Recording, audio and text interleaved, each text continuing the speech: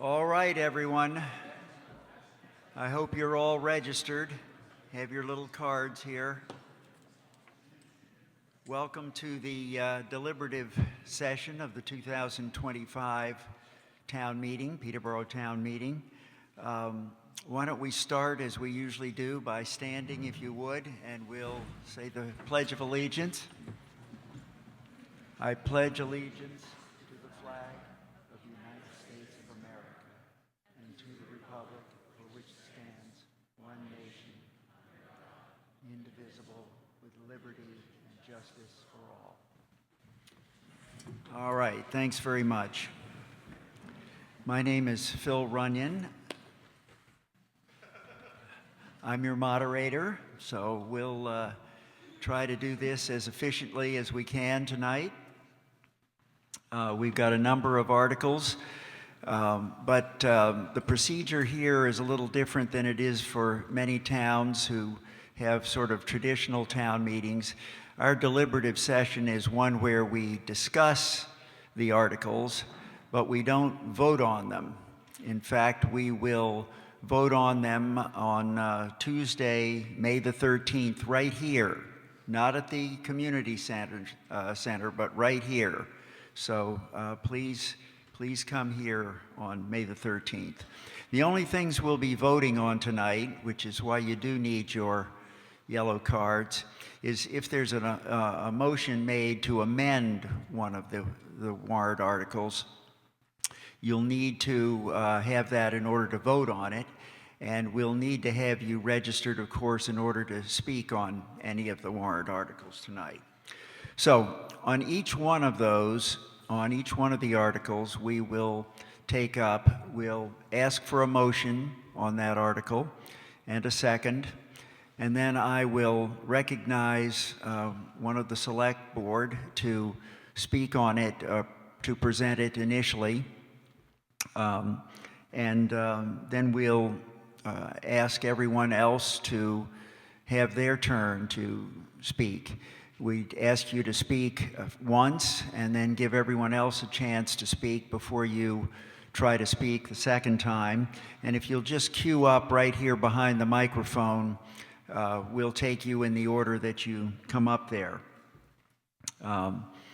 As we're taking up these articles, if there is a motion to amend, we'll ask you to put it in writing, if you would, please, and sign it so we'll know who's making that motion. We'll ask for a second on the motion, and I will read it as I will each of the other warrant articles before we start. And once we get finished with the discussion on a proposed amendment, then we'll vote on that. If if it passes by a majority of those of us who are present here tonight, then the original article will be amended in that manner. If it doesn't pass, we'll go back to the original article as it was presented.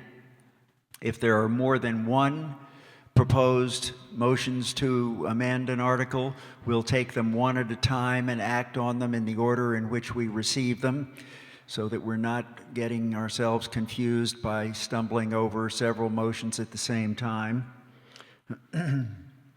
There is a procedure here called calling the question. That's a motion that's made to cut off debate. With the number of folks we've got here tonight, though, I don't think that's going to be a problem. We'll give everybody a chance to speak before we entertain a motion like that. But if it's made and seconded, there's no discussion that takes place, and if it passes by a 2/3 vote, that's the end of debate at that point on that article. So again, I don't think that's going to be a problem. At the end of each article that's been acted upon, we'll move on to the next without a vote, and you'll see it on the written ballot that's presented on May the 13th.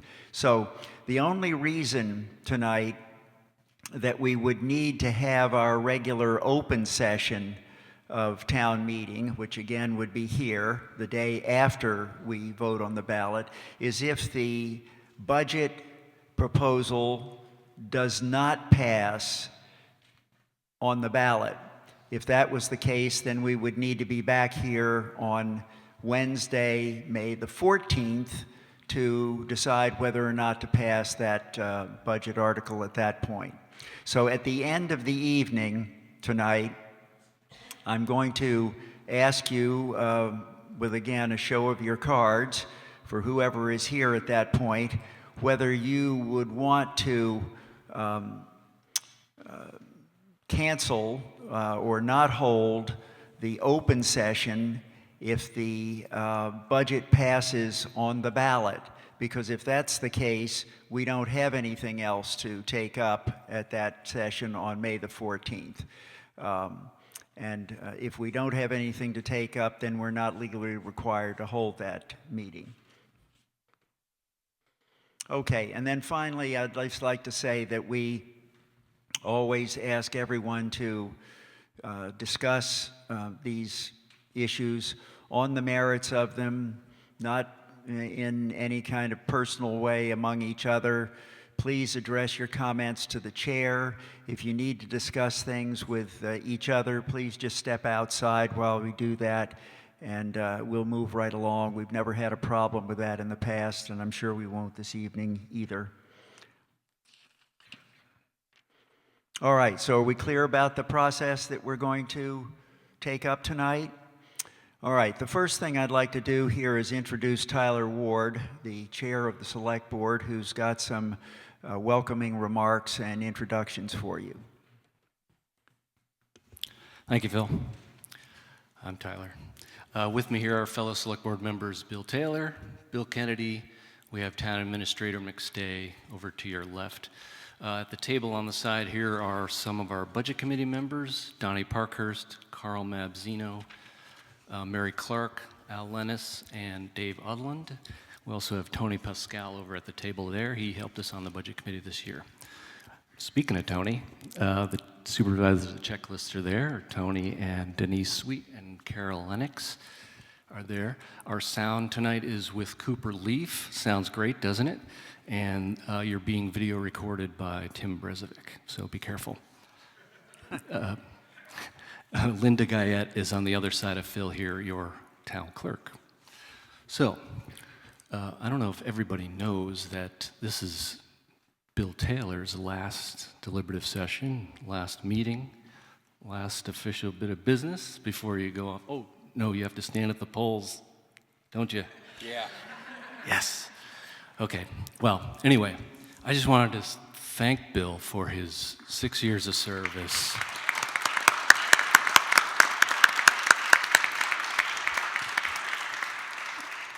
I have to say, this is a difficult job. Well, this is a great job, but it has difficult moments, and Bill and I have experienced some of the town's most difficult moments in recent history, and I'm glad I had you next to me to have a sense of humor and but also a steady mind getting us through some of these issues.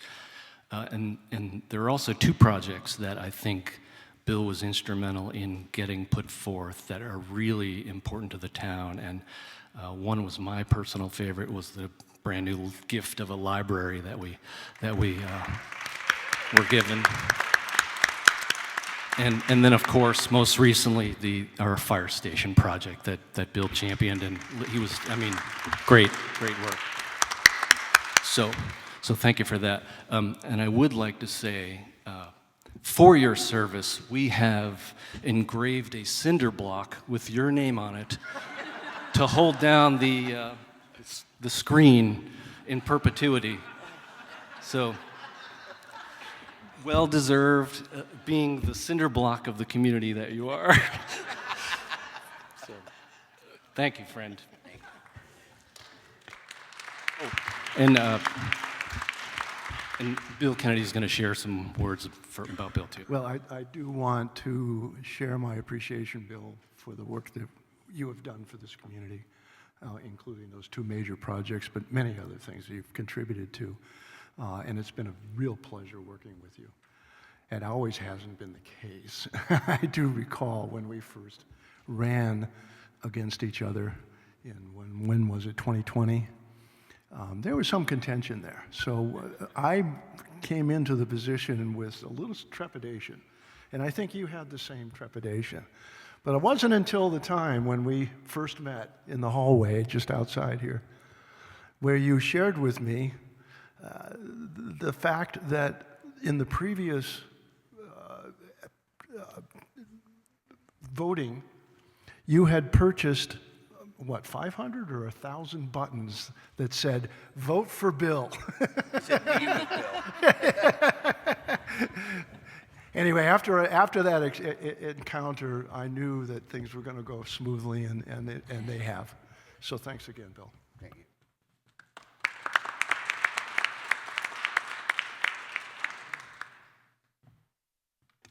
You gonna say anything? You'll all be happy to know that I don't have a speech prepared for this. It really has been the honor of my lifetime getting elected in the first place. The trust that was put in me to do this job, I'll never forget, and I'll never forget those people that supported me, and those of you that didn't, I hope I've earned your trust since. But if not, you don't have me to kick around anymore. Thank you very much.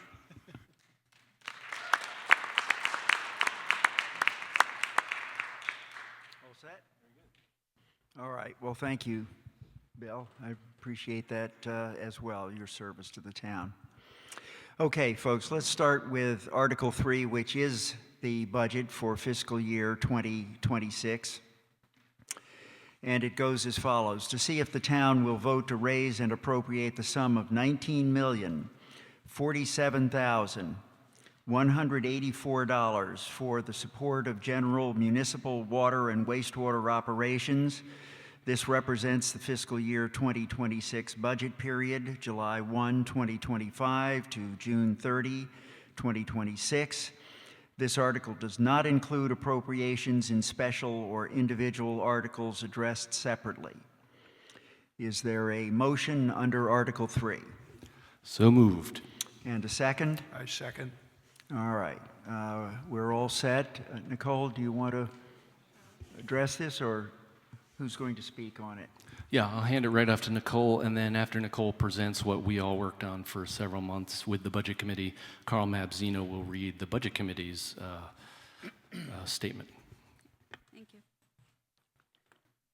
All right, so I'm just going to, I'll go very briefly. Most of you have already heard this spiel. Yeah, get a Sorry. little closer to the microphone there. Yeah. How's that? Yeah. Good? All right.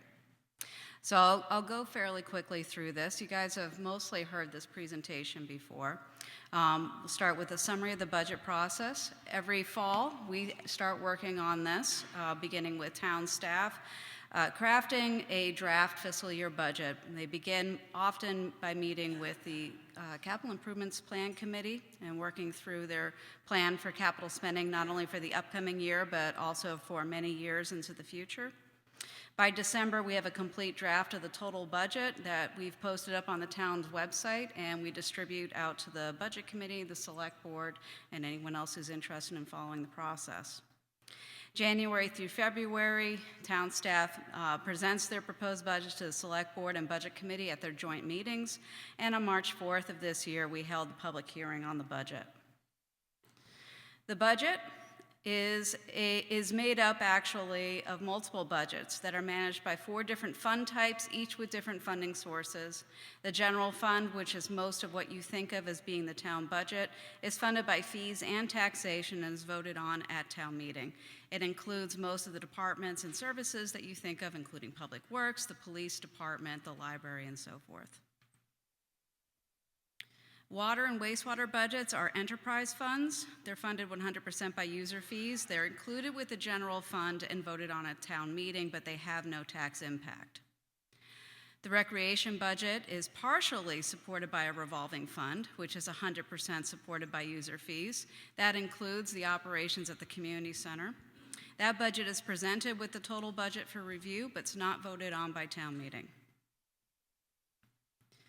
The PEG Station Revolving Fund, also 100% supported by, this time, Comcast franchise fees. That is presented with the total budget as well, but not voted on at town meeting. And the Pay-As-You-Throw Special Revenue Fund, those are those blue bags that you buy to throw your trash away at the recycling center. That is 100% supported by the purchase of the Pay-As-You-Throw bags and is voted on by a separate warrant article, which we'll cover tonight. The operating budget. So the total proposed to be raised through taxation is up $938,737, or 6.28%.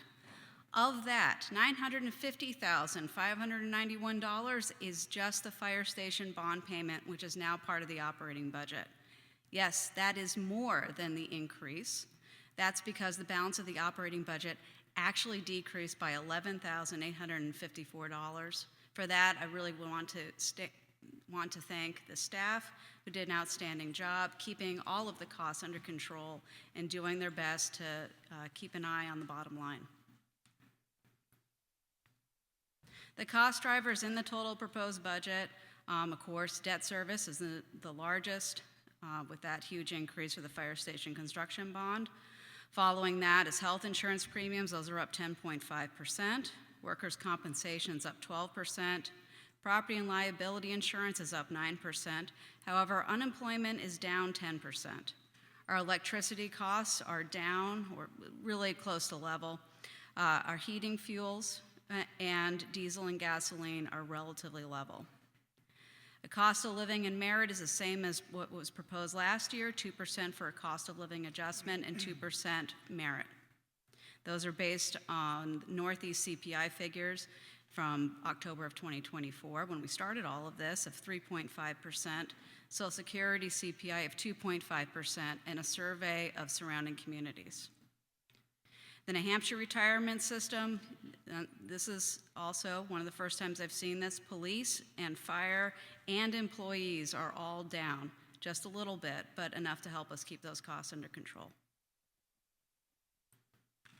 So you have this also in your handout, so it's a little bit easier to see, but this is the summary of the total FY26 proposed budget. You can see that at the top, the article that we're talking about right now, Article 3, that funded entirely by taxation and fees of $15,882,629, with expected revenues to offset taxation of $5,328,257, brings us a net estimated to raise and appropriate through taxation of $10.5 million. As you can see, most of those other funds are self-supporting.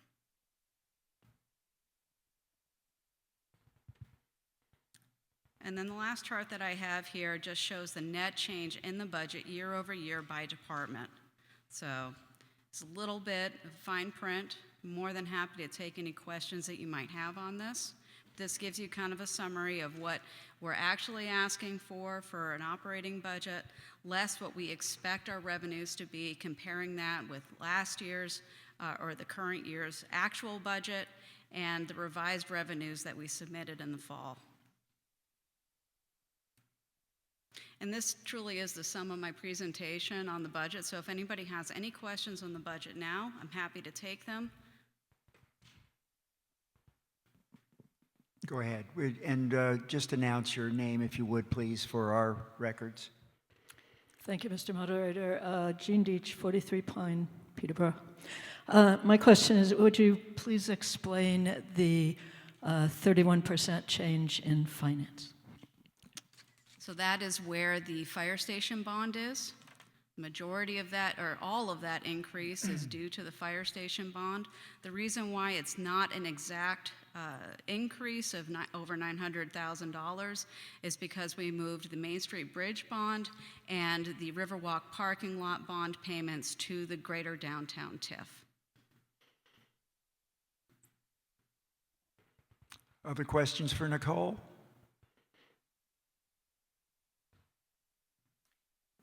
Could you comment on the revenues on that, please? The revenues?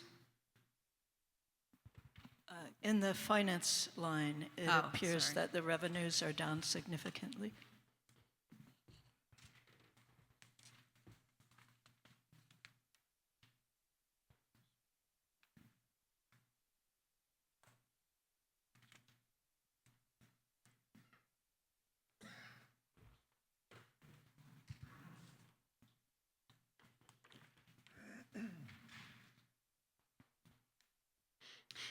So the decline in revenues is due to a change in how we're moving money from the water and wastewater funds. We're no longer moving those funds into finance. So if you pick up one of the copies of the full budget line by line, you look towards the back, you'll see the revenues there, and you'll be able to see the exact amounts that have changed.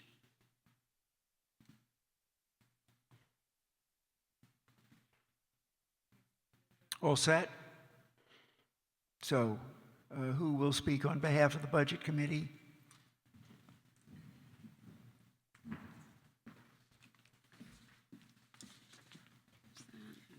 Thank you, Nicole. I'm Carl Mabzino, and I'm acting on behalf of the Budget Committee, who is assigned by our charter to comment at town meeting, this being one session of the town meeting, on the subject of how our taxes are determined. So what determines Peterborough's taxes? Let's start with the biggest number, which is the Conval spending. We have a structure over at Conval which looks a great deal like the town. We have a deliberative session like this. We have voting separately from here. And all of you as town residents are invited to participate in those processes so you can affect these numbers that you're seeing in front of you here. So we see that the warrant articles, non-tax revenue, and fund balance transfer are also part of determining their net spending. They do one thing quite differently in as much as the fund balance transfer is done before the voting is made for the budget, whereas in Peterborough we have a determination later in the year by the select board as to if there is a fund balance adequate to support the taxes, how much will be transferred. So that was the total amount being spent over at Conval, but there are 9 schools involved at, 9 towns, excuse me, involved in Conval, so we have to allocate that. It gets pretty difficult because the state is a much bigger partner in allocating across towns, and they have a complex formula that looks at the attributes of the town and of other towns in the state in order to determine how to allocate it.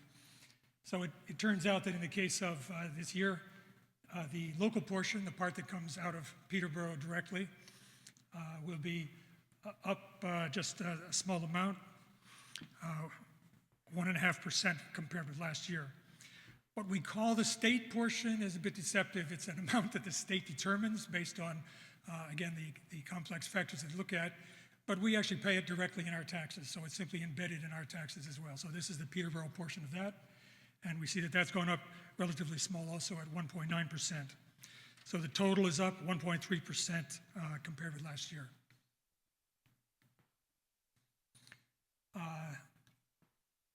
The next component we're looking at is the county tax. Again, this is an estimate because we don't have all of the numbers from the county yet. So what I did for the purpose of this discussion was simply to take last year's number, which hasn't gone up. Last year's number is still last year's number. When it does come in, we don't expect to see a big difference. We're paying last year 1.5% of the county budget. That's because there are a lot of towns and a lot of bigger towns in the county than Peterborough. Whereas on the school side, we are the biggest town, so we pay a much higher proportion there. Then we have the general fund, which Nicole just explained to us. I'm looking here only at the part that goes into the taxes. She highlighted that in her presentation. And she mentioned that it's composed of both expenses and revenues. Just to avoid confusion, I've added the comment to say that the expenses include those bond payments, which are sometimes dealt with separately, and people don't appreciate that they're simply, from an accounting viewpoint, part of the general fund. And here's the part people really miss, and that is how many other sources of revenue there are. People usually think maybe that the government, other levels of government are providing revenue. I promised Nicole I'd keep this under 5 minutes, so I'm not going to read this. However, there's a printout over there if you wish to see a partial list of the various other revenue sources that are involved. So the net general fund is up 13.2%. We have warrant articles that you mentioned. The total value of the warrant articles is down 16.5%. That's again because of the fire station being moved from the warrant article last year into the general fund this year. There are 8 articles on the ballot, and if they are all passed, this number is the sum, and the rest of my discussion assumes that they're all passed. And that works out to a surprisingly round number of $30,178,000, which is up 3.9% from last year. I did not include in this number any assumption about fund balance. Last year there was a fund balance transfer of $1.2 million. I have no expectations about whether we'll have one or how much it'll be this year, but just understand that it's different than last year for that reason. So here's a pie chart. A lot of people like pie charts instead of hearing all the numbers. And I color-coded it for you. Green means Conval, orange means the town, and purple, although it said blue on my computer, it looks purple to me now, that's the county tax. We see that the school accounts for more than half, but not as much as a lot of people expect, given history where it's been sometimes as much as 2/3. So the numbers that you see there are in thousands of dollars. So for example, the local school tax is $15,251,000. So that tells you what your tax totals are in Peterborough, but a lot of people are more concerned to hear things in terms of tax rate. Now we're doing an assessment in the town, so since that's not completed, you won't be able to figure out your taxes even given all the assumptions I made because you won't know what your assessment is. But we can say something about the assessment, about what the rate will be. So I've listed here some of the assumptions that I'm using. I'm assuming, as I said, that all budget and warrant articles are passed in the election that we're having next month. I'm using last year's assessed values because we don't have them for this year. However, we do know that approximately 37 million, if you want more digits, they're there, is going to be added to our assessed value as a result of closing out the West Peterborough TIF. I'd appreciate it if you don't ask me any questions about what a TIF is because we don't have enough time tonight, but understand that as that money goes into our general assessment, it reduces the percent of our town's value that you personally own. So that means it has a downward impact on your personal taxes. I'm also assuming, as I said, that in this determination of the rate that we don't have any fund balance. So here's a simple formula showing you how to determine from those figures. We have the 30 million that I just mentioned as our amazingly round number for our tax total. And we have the assessed value, which is last year's total plus the 37 million that we are getting from the shifting of values in the TIF. I'll just give you one hint about the TIF value, and that is that that number of 37 million represents the amount that those property values have gone up since the TIF was formed. It's not the value of everything in the TIF, just the increase during the period of the TIF. So that generates a tax rate of 33.2, which is up 2.2% from last year, which is probably less than most people expected given the experience last year. Last year, as I said, 1.2 million was taken out of taxes by fund balance transfer, so that this isn't even, the 33.2 isn't necessarily comparable to what we're going to do. So I'll give one example here. We take a modest property worth $300,000 as assessed. You apply a 33.2 tax rate per thousand of assessed value, and you see that person, that property owner, has a tax bill of $9,960. I didn't time it. Let's all assume it was under 5 minutes.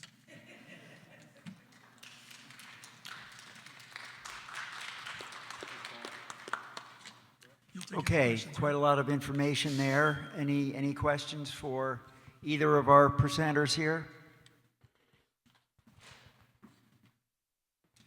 All right, well, seeing none, we will take this up again, as with the other articles that we're going to deal with tonight, on the written ballot that will be voted on right here in this room on Tuesday, May the 13th, between 7 a.m. and 7 p.m. So I hope we'll see you and many more of your friends and neighbors at that point.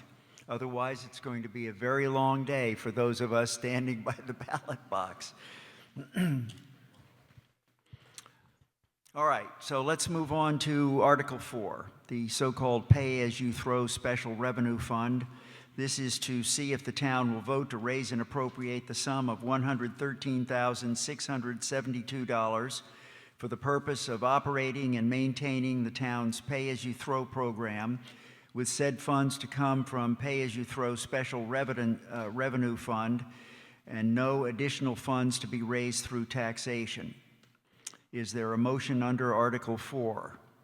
So moved. A second? Second. All right, second by Bill Taylor. So, Bill Kennedy, do you want to speak on this one at all? I believe everyone is familiar with the Pay-As-You-Throw program. We have raised the price of the bags to try to keep up with the expenses that we accrue. But in any case, we have to vote on it as a legislature to approve those funds to be spent. All right, comments, questions from the audience? All right, seeing none again, we'll move on to Article 5, the Police Department Fleet Management Capital Reserve Fund, to see if the town will vote to raise and appropriate the sum of $125,000 to be placed in the Police Department Fleet Management Capital Reserve Fund. Is there a motion under Article 5? So moved. Moved by Bill Taylor, second. Second? By Tyler Ward. So, Bill, anything you'd like to say about that one? Yeah, this, as with any of the capital reserve funds, this is a program to save money for future expenditures rather than borrow that same money. And that's definitely the way to go. Okay. Anything from the police department? No? Okay. All right, Chief, thank you. All set? Any other questions, comments on this one? All right, you'll see that one again, as I said, on the written ballot that we'll vote on May 13th. Article 6, the Fleet Management Capital Reserve Fund, to see if the town will vote to raise and appropriate the sum of $300,000 to be placed in the previously established Fleet Management Capital Reserve Fund. Is there a motion under Article 6? So moved. And a second? Second. Okay. Tyler, anything you'd like to say there? Well, this is just like the last one we just talked about, except it's for the DPW, basically. So, Okay, questions on Article 6? All right, seeing none, we'll move on to Article 7, the Roadway System Upgrades Capital Reserve Fund, to see if the town will vote to raise and appropriate the sum of $400,000 to be placed in the previously established Roadway System Upgrades Capital Reserve Fund. Is there a motion under Article 7? So moved. Moved by Bill Kennedy, second. Second. By Bill Taylor. Bill, would you like to say anything on this one? Very briefly, this, I believe, Seth, we're in the 7th year of this plan, and the infrastructural improvements around town are quite noticeable and will continue for several more years, and it's a great thing. Questions? Comments? Anyone? All right, well, thank you. We'll move this one also to the official ballot on May 13th. Article 8, Bridges, Culverts, and Dams Expendable Trust Fund, to see if the town will vote to raise and appropriate the sum of $400,000 to be placed in the previously established Bridges, Culverts, and Dams Expendable Trust Fund. Is there a motion under Article 8? So moved. Moved by Bill Taylor. Is there a second? Second. By Tyler Ward. Bill, anything there? Much like the other capital reserve funds, this is to save money rather than borrow money for bridges, culverts, and dams.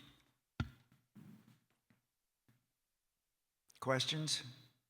Anyone want to know what's going to be done with our bridges, culverts, and dams? Okay, well, I guess it will be a surprise for all of us. All right. Under Article 9, Adams Pool Improvement Capital Reserve Fund, to see if the town will vote to raise and appropriate the sum of $35,000 to be placed in the previously established Adams Pool Improvement Capital Reserve Fund. Is there a motion under Article 9? So moved. Moved by Tyler Ward, and a second? Second. By Bill Kennedy. Tyler? I don't know how many of you own pools, but of course you know they need maintenance. It's pretty expensive water, Tyler. Well, this is for ongoing maintenance and a paint Okay. job, I believe, All right. and some repair. Any other comments? All right, moving on to Article 10, we will take up the Ambulance Service Revolving Fund to see if the town will vote to raise and appropriate the sum of $375,000 to be placed in the Ambulance Service Revolving Fund. Is there a motion under Article 10? So moved. By Bill Kennedy, and a second? Second. By Bill Taylor. Bill Kennedy, would you like to say anything there? This is rather a complex issue. Ed Walker, would you like to speak to it, or shall I just go on? Go ahead. Thank you very much, Chief. Ed Walker, the fire chief here in Peterborough. So as Bill indicated, the Ambulance Capital Reserve Fund, like the other capital reserve funds, revolving fund, apologize, is intended to be used as a capital reserve fund to bring money in to cover the capital costs for operating the ambulance service. Those are items we typically think of, like the ambulances themselves, but also a lot of the ancillary equipment that go in them, the stretchers, cardiac monitors, ventilators, and equipment like that. What makes this difficult is, although we are asking the voters here to appropriate that $375,000, the formula that we use to bill our contract towns of Sharon, Dublin, Hancock, Francistown, and Temple includes paying the allocated portion of that capital reserve fund. So when you look, again, make reference to the revenue section of the budget that Nicole spoke of earlier, when you look at that revenue section, a portion of the revenue section that comes in as payment from the contract towns includes helping to fund a portion of this, and it's their allocated portion of this $375,000. Does that make a little bit of sense? I told you it wasn't simple. Are there any questions before I sit down? All right, thank you. Thank you, Chief. Any other comments or questions? If not, we'll move on. Article 11, West Peterborough District Expendable Trust Fund, to see if the town will vote to raise and appropriate the sum of $1,227,194.34 from the West Peterborough Tax Increment Finance District taxes collected to be placed in the previously established West Peterborough District Expendable Trust Fund, no additional funds to be raised through taxation. Is there a motion under Article 11? So moved. By Bill Taylor, and a second? Second. By Tyler Ward. Bill, would you like to say anything about this one? This is basically taking money from the now discontinued TIF district and putting into an expendable trust fund to still be used in that same TIF district when the need arises. All right, other comments, questions? Yes, sir. Would you just step over to the mic there, if you would, please, sir? Well, we could bring it to you. I can bring my voice to the whole room. This not being a nice round number makes me want to ask, is this money that's already been collected and is in the till and is just being assigned for next year? And if I can sneak in, and was that true on the pay-as-you-throw also? Thank you. Would you just state your name for us, sir, please? David Fitch. And they nodded yes. Thank you. Yes, that's true. The TIF district funds have already been raised and would just be moving to a different fund. Go ahead. Jean Deitch. So it's not legal to use those funds for the general fund, I take it? No, it's not legal to use them for the general fund. Okay. Any other questions or comments? Thank you. We all set there? Article 12, the Greater Downtown District Expendable Trust Fund. To see if the town will vote to raise and appropriate the sum of $700,943 from the Greater Downtown Tax Increment Finance District taxes collected to be placed in the previously established Greater Downtown District Expendable Trust Fund with no additional funds to be raised through taxation. Is there a motion under Article 12? I will move the GD TIF.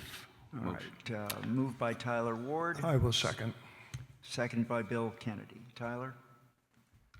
This is a similar instance. The monies have been raised, and we established the fund, was it last year? Along with the others, and just the transfer to get them all online. Other comments, questions? Yes, ma'am.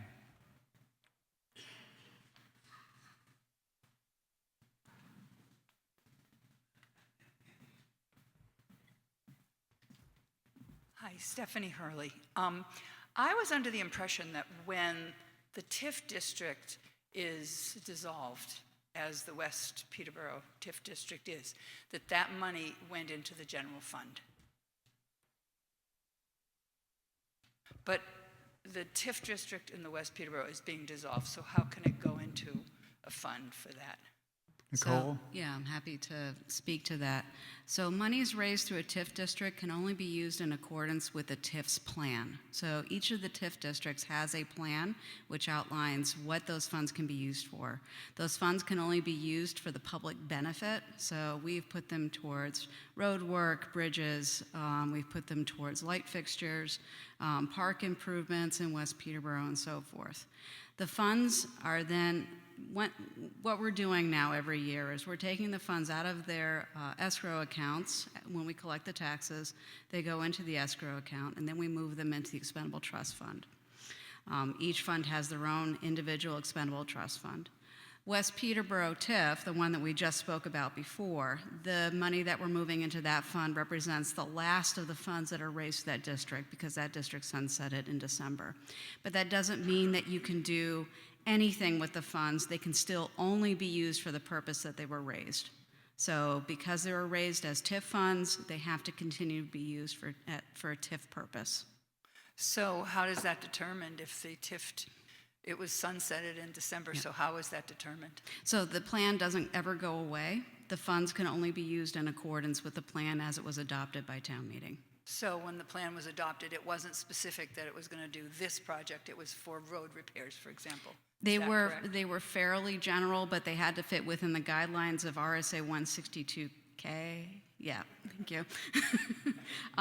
So they're fairly specific. Okay, thank you. I have more information on it. If you want to send me an email, I'm happy to forward that along to you. I just, we passed 79E. I guess I'm confused because I thought that the TIF funds were, when it was sunset, it went back into the general. No. So I just want to clarify that for everybody. They can't. They're essentially encumbered to a purpose. I should mention that all of the plans are published on our website, the town website, so if you want to read the details, they're there. Now, Stephanie, the money that was collected each year from the TIF district that is now sunsetted will be going to the general fund. This was money previously collected. Okay, clear on that one? Any other comments, questions? All right, thank you. We'll move on to Article 13, the South Peterborough District Expendable Trust Fund, to see if the town will vote to raise and appropriate the sum of $829,560 from the South Peterborough Tax Increment Finance District taxes collected to be placed in the previously established South Peterborough District Expendable Trust Fund with no additional funds to be raised through taxation. Is there a motion under Article 13? So moved. Moved by Bill Kennedy and seconded Second. by Bill Taylor. So, Bill Kennedy, anything there you'd like to add on that one? Not really. It's the same situation as we have with the Greater Downtown TIF. We're moving money that we've collected from the escrow account into a trust fund that we established last year. Okay, so that one will be handled essentially the same way? Yes? Yes. Okay. Other questions or comments? Okay, under Article 14, discontinue funds, to see if the town will vote to discontinue the following capital reserve and expendable trust funds, with said funds accumulated interest to date of withdrawal to be transferred to the municipality's general fund. Fire and Ambulance Expendable Trust Fund, date of establishment 3/13/1973, with a zero balance. Sewer Department Capital Reserve Fund, date of establishment 3/14/1972, with a zero balance.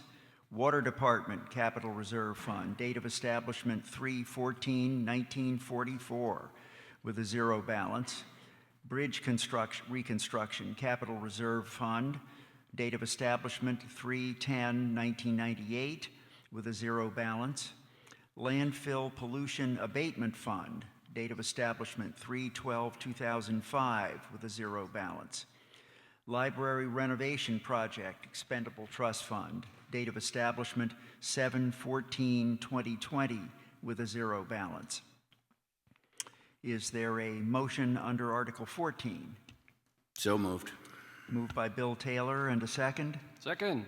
by Tyler Ward. So, Bill, can you tell us a little about this one, please? Well, much like any account that has no money in it and no further use, you close it. All right. Doesn't look like there's going to be much financial consequence as a result of ending these funds, but we'll see how you vote on that one on May 13th as well. Article 15, United States Semiquincentennial Anniversary, to see if the town will vote to raise and appropriate the sum of $10,000 for the purpose of planning and celebrating the United States Semiquincentennial Anniversary in 2026. I worked on that all day. Is there a motion under Article 15? Moved. By Second. Tyler Ward and seconded by? Second. Okay, Tyler? Sure. This was, I don't know if it was on anybody else's radar, but it was brought to our attention a couple months ago that we're cranking up on 250 years here. And I don't know, I see a couple of people that might not remember this good old spirit of 76, but we're looking to have a banger just like that. And the Monadnock Center is going to throw together something. And we thought, 10 grand ought to do it, but we'll see. So I might ask myself, was that number just an estimate based on past expenditures for it? Similar expenditures for similar type parades that have happened in town with collaboration on private donations and that sort of stuff. Okay. So let's see, show of hands here. How many of you were here for the 1976 centennial? Here in town. Okay, well, you've got a good excuse, Ethan. All right, so who wanted to speak on this? I saw a hand. Yes, go ahead, please. Hello, my name is Mandy Sliver. I'm a resident here in Peterborough. And I wanted to applaud the Monadnock Center for History and Culture and also Peterborough Select Board for being proactive in recognizing that we will need to begin planning now for this community celebration to commemorate the 250th anniversary of the signing of the Declaration of Independence on July 4th, 2026. Due to the timing of our fiscal year, this is the only opportunity we'll have to set aside funding for this event. I first learned of this article, much like Tyler said, at the March 4th public hearing on the town budget, and I felt that the Budget Committee and the Select Board were generally supportive and even enthusiastic of the idea of appropriating a modest amount of funds for a community celebration, but the amount hadn't been fully formed at that time, as you all heard. So as a result, you can see by the recommendations on the screen that some of the members of the Budget Committee and the Select Board voted not to recommend this article or abstain from voting. And my understanding is that they did not feel they were presented with enough information at the time to support that article. A month has now passed, and many more people have had an opportunity to put more thought into this plan. So I am submitting this amendment to the article for a little bit more realistic and intentional budget amount of $15,000.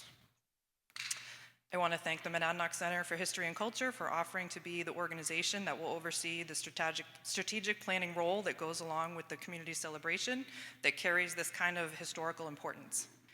Community volunteers will be doing a bulk of the busy work, as the center is a small but mighty organization with a mission of their own to carry out, and our town employees also have their own day-to-day jobs to do. This will require a collaborative effort on the part of the town and its community members with a heavy emphasis on volunteers. I've already committed to being one of those volunteers, and I know of several others who are interested in joining me. So why am I proposing the amendment to increase the amount? After some very productive conversations with staff at the Monadnock Center for History and Culture, some employees at the town of Peterborough, and several other community members, a budget has been thoughtfully created that includes some of the key components of a historic event of this kind. Perhaps parade, educational speakers, some live music, dance, those sorts of things. Unfortunately, we have to be realistic at this point and plan that there will be little to no grant funding available for a community event.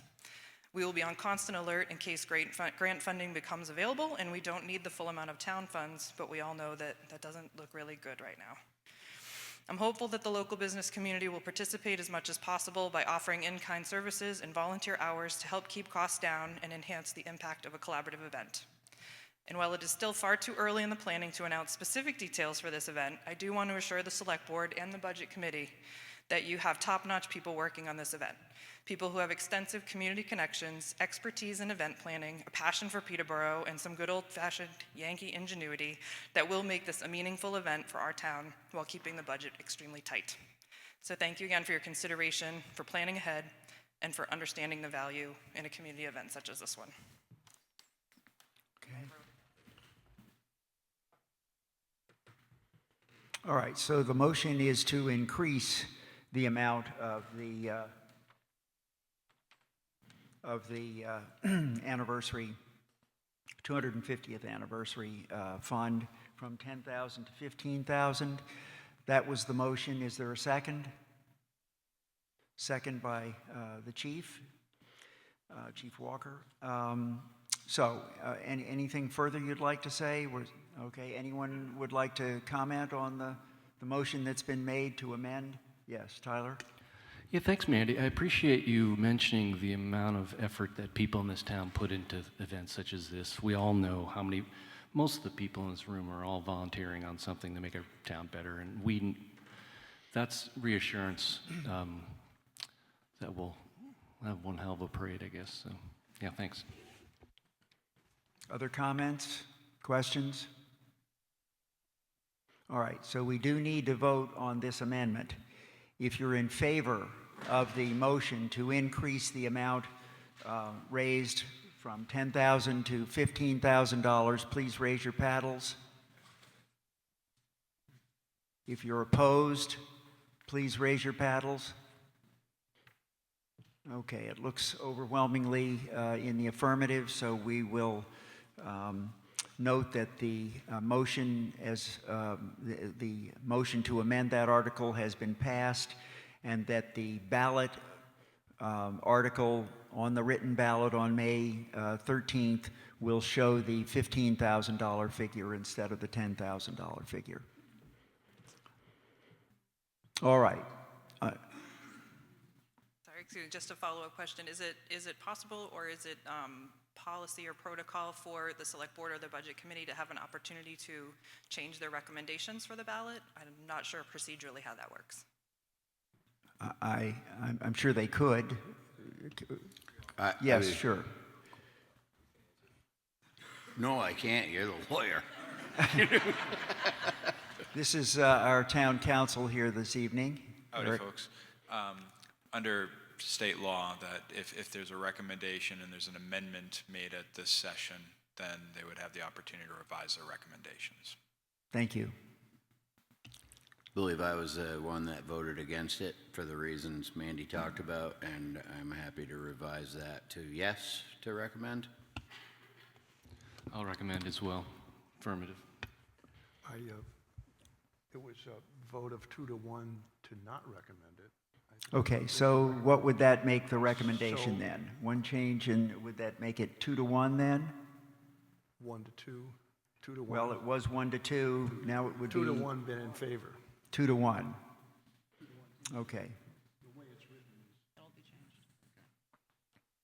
All right, so are we clear? The number that will appear on the ballot is $15,000. All right, Article 16, Terms of Compensation for Elected Officials. To see if the town will vote to amend the annual terms of compensation for the elected treasurer as follows. Treasurer from $2,040 a year to $5,000 a year. Deputy treasurer from $1,500 a year to $2,500 a year. And furthermore, to raise and appropriate the sum of $3,960 as the cost associated with this warrant article for fiscal year 2026. Is there a motion under Article 16? So moved. Moved by Bill Kennedy, a second. Second. By Bill Taylor. Bill Kennedy, would you like to say anything about this one? We feel as if the town treasurer and the deputy treasurer do an excellent job for the town, and they have been virtually underpaid for years. So when the request came to us to raise the amount that they're paid, we felt it was an opportunity to address that. All right, other comments or questions? So in other words, these positions are ones that need to be specially voted upon as opposed to included in the normal town employee increases, the COLA type increases that are usually awarded. Is that right, Nicole? Correct. All right. That's why these are being taken up separately. Elected officials, not town employees. Yep. An elected position, not a town employee. All right. Any other questions or comments? All right. Thank you. We'll move this to... Yes, sir. Speaking on behalf of the Budget Committee, you moved a little bit fast for us on that last one. Pardon me? You moved a little bit quickly for my brain on the last one. Okay, And sorry so, about that. when we had the select board re-vote on the proposal, we did not look at what the Budget Committee was going to do. I think we would prefer not just to have our previous vote deleted because it's deceptive the way it is right now, and we don't have the full committee here today. That's for Article 15, correct? The 250th anniversary? Assuming it's legal, yes. Article, Yes. Article 15? Article 15, yes. Okay, about the funding of the 250th anniversary. Yes. Yes? So you want the recommendation, is this a determination that you've made among the Budget Committee here Yes. tonight? Yes. About removing your, Having no vote representing the Budget Committee on that particular amendment. So before we move forward with that, just understand that we can't go without a budget committee vote of recommendation either for or against an article on the ballot on any moneyed articles. So if you remove it tonight, it can be taken up at a meeting of the budget committee, but you'll have to hold that before the ballots go to print. We'll have to have that done before we move through the to the ballot, the ballot portion of the town meeting process. We can handle that. Okay. All right, so you will, so what will they do then, Nicole? So the budget committee is going to convene on another night or another day to vote specifically on whether or not to recommend this article. All right, so the results of that meeting and vote will be then reflected on the It'll be on the warrant? reflected, yep, on the warrant that Linda posts following deliberative session, and then it'll also be reflected on the ballot in May. Okay, clear about that? All right. I'll try to speak a little more slowly. Under Article 17, the elderly tax exemption asset limits. To see if the town will vote to modify the provisions of RSA 72:39-A for elderly exemption from property tax in the town of Peterborough based on assessed value for qualified taxpayers to be as follows. For a person 65 years of age up to 75 years, $100,000. For a person 75 years of age up to 80 years, $150,000. For a person 80 years of age or older, $200,000. Is there a motion under Article 17? So moved. By Bill Taylor, and a second? Second. By Tyler Ward. Bill, can you tell us what this one really means? This really means that basically since values have increased and tax bills have increased, this is and was a recommendation from the state as well. Yeah, why don't you speak to it? So this actually is a recommendation that comes from our assessor's agent, Mary Beth Walker, who's worked for the town for over 25 years now, one capacity or another. You may recall a few years ago, the last time we did a town-wide revaluation, we did not address the elderly exemptions until the following town meeting. That caused a lot of stress for a number of our property owners here in town who qualified for these exemptions, but found that they really weren't enough to accommodate the increased valuation of their properties. So the goal of this article is to get ahead of the townwide revaluation, which will be completed this fall, and making sure that those elderly individuals who qualify from this will have the full benefit of the increased exemption as well. Questions, comments? I have just one, actually. How does one establish their age? We take official documentation, including birth certificates. Driver's licenses? Yes, that helps, yeah. Okay. Yes, sir. Thought that might raise a question. Hi, I'm Bill France. What happens should some elderly person have a property that assesses for more than these limits? Is that assessment reduced by the limit?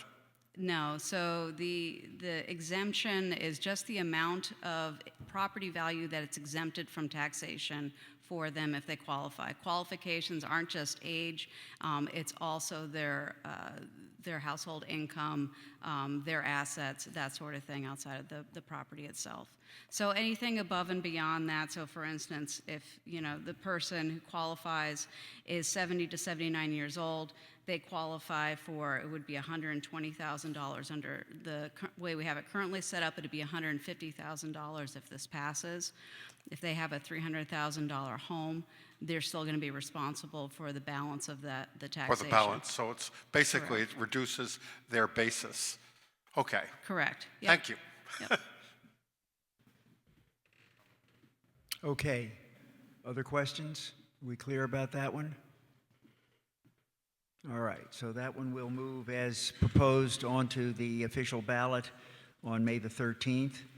And then finally, Article 18, discontinue a portion of Bass Road. This is a petition article to see if the town will vote pursuant to RSA 229:5, Roman numeral 7, and RSA 231:45 to change the classification of a portion of Bass Road starting at the intersection of Bass Road with Wilton Road, which is Route 101, to the easterly boundary line of tax map R002, Lot 41, from a Class 5 highway to a Class 6 highway, subject to gates and bars. Said portion of Bass Road having approximately 952 feet of linear footage. If approved, this reclassification would prevent the discontinued portion of Bass Road from being used as a thoroughway by motor vehicles between Elm Hill Road and Wilton Road. And again, it's a petition article. Is there a motion to adopt under Article 18? Okay, would you step up, please, and just give us your name? Go ahead. Hi, my name is Clover Fiandiga. And what do I say to make the motion? Well, I need a second as well. Okay, would you just step up as well, please, and let us have your name too? Alexandra Walker. Okay. All right, so would you like to speak then on this Yes. motion? Thank you. I promise this won't be long, but this is about the safety of children and seniors on our roads, so I really appreciate everyone's time tonight. I stand before you to speak on behalf of the residents of Bass Road, a small single-lane dirt road that has become a serious safety concern. My family and I moved to Bass Road 4 years ago, and we have been battling the issue of speeding and dangerous driving ever since. The number of residents on Bass Road has grown by over 400% over the past 5 years. We have multiple families that live on our road with children ranging in ages from 5 to 16. We also have many adults, including seniors, that exercise and walk their dogs daily along the road. For years now, we've witnessed a growing problem, speeding traffic using Bass Road as a shortcut between the 101, sorry, I'm from LA, 101 and 123. Unfortunately, this road, which has multiple homes on it, is not designed for high-speed traffic. The danger to our community is very real. At the posted speed limit of 35 miles per hour, it takes a vehicle much longer to stop on a dirt road than it would on a paved one, approximately 187 to 250 feet. With vehicles traveling down this road at reckless speeds, the stopping distance is a significant concern, especially when you consider the children, elderly residents, and pets that live there. If a car suddenly comes over the hill or someone unexpectedly steps into the road, there simply isn't enough time to react. We have tried other measures to slow people down, including signs alerting drivers to the presence of children that the town kindly put up, but these signs were stolen and had little effect. We do not wish to ban Peterborough residents from using Bass Road, nor do we wish to make it more difficult for the fire or police department, but gates that could be opened at will would certainly slow people down. It would also discourage people from using our small dirt road as a shortcut and ensure the safety of our community members. It's a small measure that would make a world of difference for the safety and well-being of all who live there. I urge you to consider the needs of the people who live on Bass Road and take action to protect our community. Thank you for your time and attention. Yes? Would you like to speak as well? Yes. I own property that is on Bass Road, but I'm reading a letter from a resident, my mother, who lives on the road. And I'll read it. My name is Catherine Cloud, and I am the oldest resident on Bass Road. I've lived here since 1995. I have 2 dogs, and I walk them daily on Bass Road. In the last couple of years, the traffic has increased in numbers and in speed, particularly vehicles coming off of 101. On numerous occasions, I've had to scramble with my dogs off to the side of the road with these vehicles speeding by, making no effort to slow down. Should I stumble or fall, there is no way a vehicle going 35 to 50 miles an hour could stop on a gravel road. There are also 6 children plus friends, aged 4 to 16, who bike and run up the road between the houses. There is no way a vehicle could stop on gravel road should a child or dog dart out into the road, which children are prone to do. I urge the town to proceed with our plan to limit the fast traffic on this road. Thank you for your consideration, Catherine Cloud. Could I just ask a question? Is the 952 feet, is that the entire length of the road? I believe, actually, you might have a bit more information, but I believe the 952 feet is from the portion on the map just past the driveway that you can see to the end where 101 is. So folks look in their handouts, they'll find a map on that page with that same warrant article? Yes, the green portion and on the map. Precisely. And I believe, and I could be wrong, but I believe that it wouldn't be, because the fire department and the police do need access to it, it wouldn't be completely shut off. There would be a gate that anyone could technically get out and open if they still wanted to use the road, and especially in an emergency, that would be available.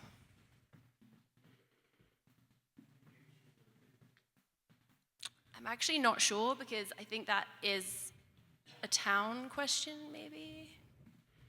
I think that's generally subject to the determination of Public Works, Police, and Fire, but I would assume probably one at either end of the closed section. So I gather the question is, how does the town actually indicate that a road is closed subject to gates and bars? Is it with signage? Is it with a barrier? How does that work? Can somebody explain that for us? Yes. Yes. Yes, that's how that works. Yes. So it needs to be posted. There has to be a sign, from my understanding. And then there can be some kind of a barrier. It has to be something that can allow passage. It is still officially a public way, but it's no longer maintained by the community. Chief, was there anything you wanted to say? No?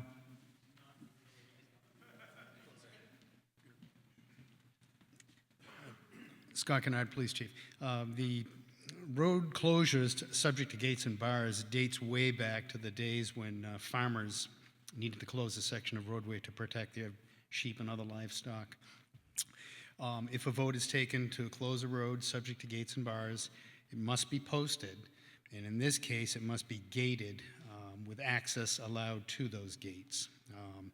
Speaking for the fire department and the police department, we often have traffic collisions on 101 at 123, and we would need access, potentially, to use that section of closed roads for other emergencies.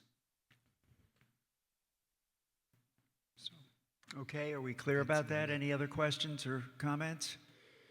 This one will be on the ballot as well, so you'll have an opportunity to express your opinion about this petition article at that point as well.